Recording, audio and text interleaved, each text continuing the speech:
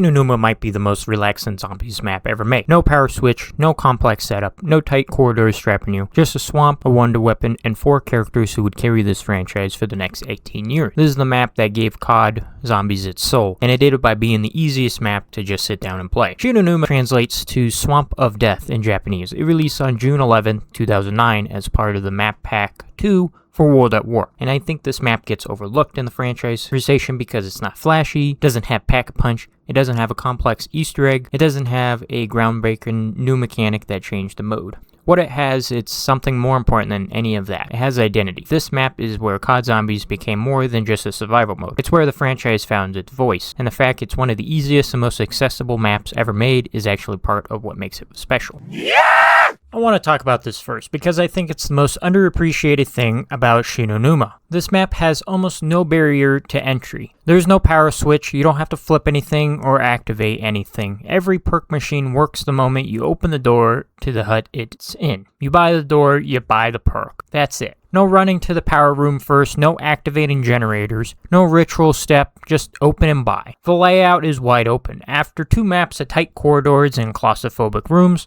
Numa gives you actual space. The outdoor swamp areas between the buildings are big enough to train zombies properly. You can run circles, build hordes, and kite without being trapped in a hallway. For the first time in Zombies, you had room to breathe. There's no complex buildable system, no quest to do before you can access your wonder weapon. The Wonderwaff DG2 is in the mystery box. Spend 950 points and hope for the best. Simple. The structure is straightforward. You spawn in the main building, open doors outwards to 4 surrounding huts, grab perks, hit the box, and survive. A brand new player could figure this out without a guide. That accessibility matters because Zombies was still new in 2009. People were still learning what this mode was. Numa met them where they were instead of throwing complexity at them. And here's the thing I don't think people realize. Numa is arguably the best put on some music and zone out zombie map in the World at War era. The open layout, the simple setup, the lack of any objective besides surviving, it's comfort food for zombies. You can play this map on autopilot once you've set up and just enjoy the atmosphere. That might sound like a criticism, but for a lot of players that's exactly what they want sometimes. Not every map needs to be a 45-minute Easter egg grind. Sometimes you just want to kill zombies in a swamp with the lightning gun while Nikolai talks about his dead wives.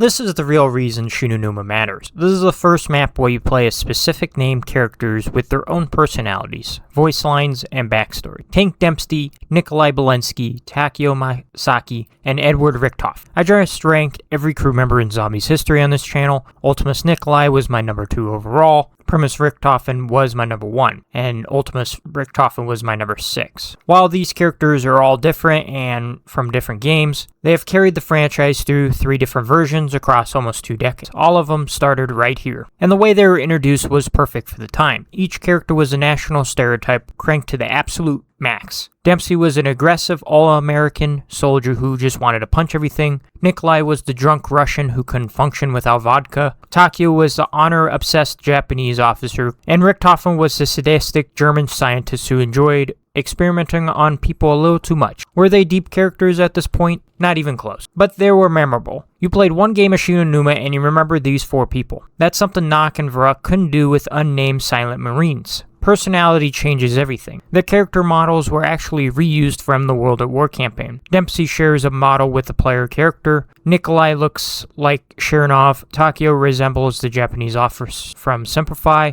And Richtofen looks like General Asma. Treyarch was working with limited resources and repurposed what they had. And it worked. The voice line carried the personality, not the visual. The fact that I can quote Nikolai's vodka lines from memory 17 years later tells you everything about how strong the writing was, even at this early stage. These characters were designed to be fun to listen to, and they absolutely delivered.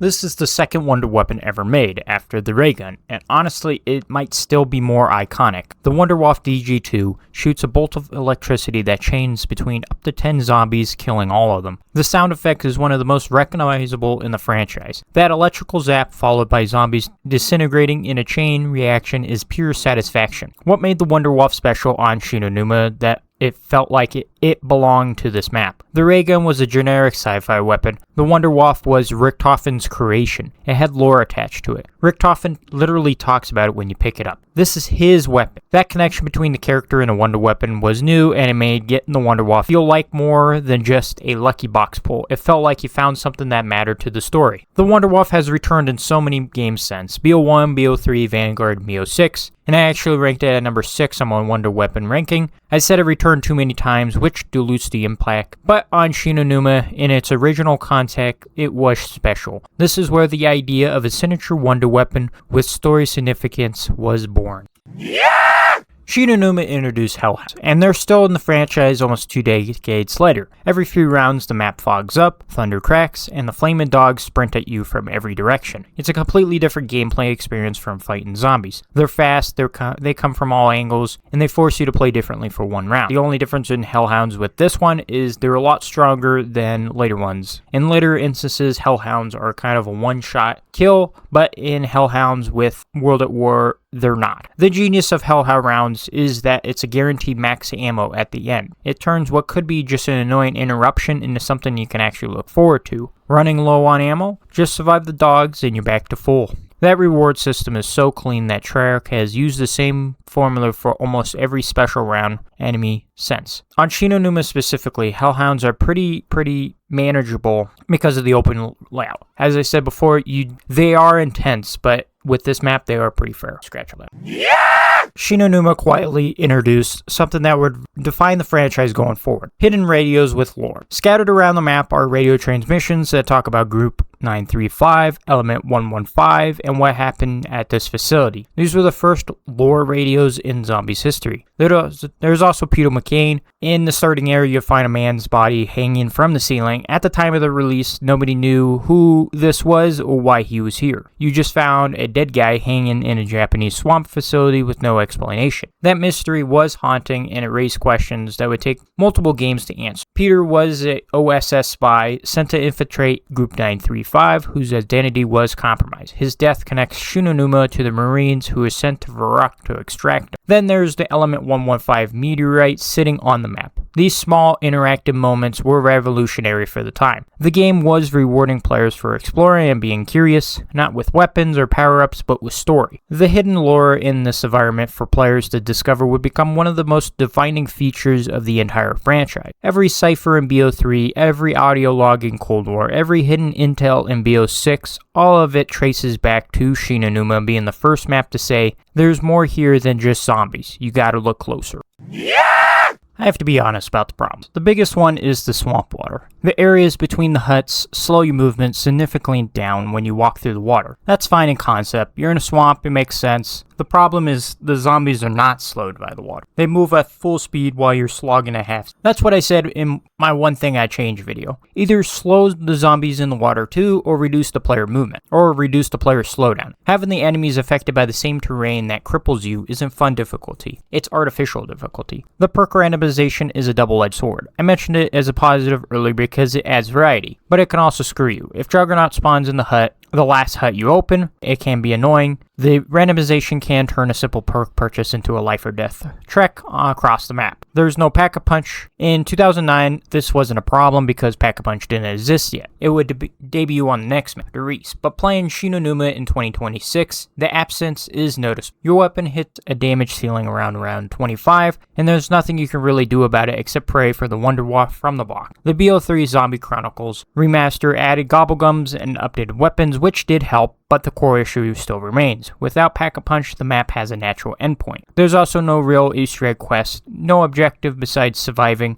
Like I said earlier, the map simplicity is both its greatest strength and its biggest limitation. It's easy to pick up and play, but it runs out of new experiences faster than maps with actual quests and objectives.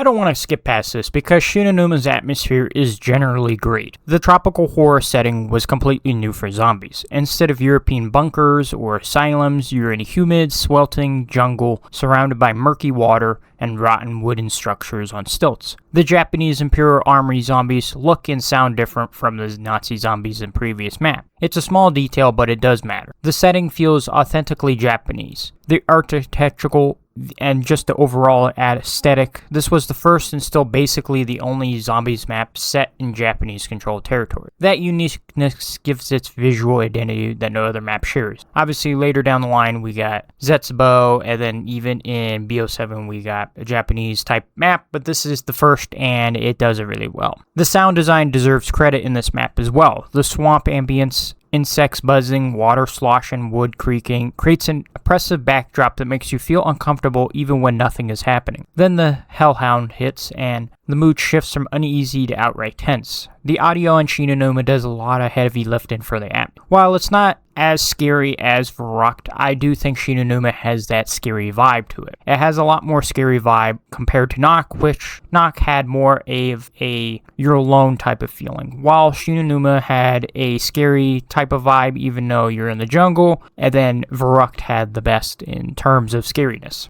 Yeah! The map has been remade multiple times. It appeared in BO1 through the Resurrection DLC. It got a full Zombies Chronicle remaster in BO3 with updated graphics and mechanics. Then the Vanguard version, Numa Reborn, is actually the most interesting remake because it added things the original never had. A proper round-based experience with a real Easter egg, boss fight, and the Wonder Weapon as a buildable weapon. It proved that Numa's layout works with modern mechanics. Yeah!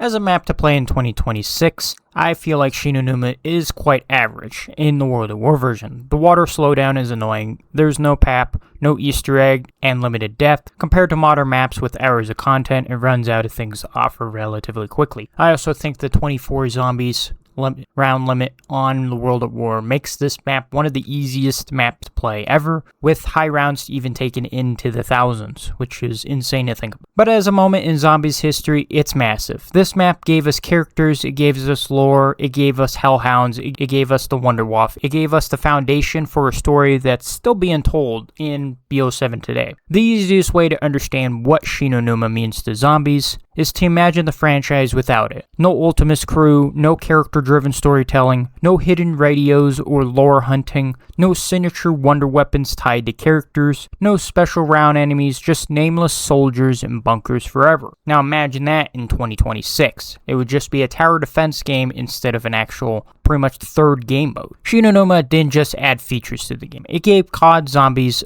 a soul. And it did it while being the most accessible and easiest map to just sit down and play. Not every map needs to be a 3-hour experience. Sometimes the best thing a map can do is to let you relax, kill some zombies, and listen to Nikolai on his drunken rant. Alright, that was my retrospect on Numa, episode 3 of this series. Let me know in the comments what your memories of this map are. Did you just hop on and chill, or did you try to high around every game? And yeah, I'll see you guys in the next one. Bye bye.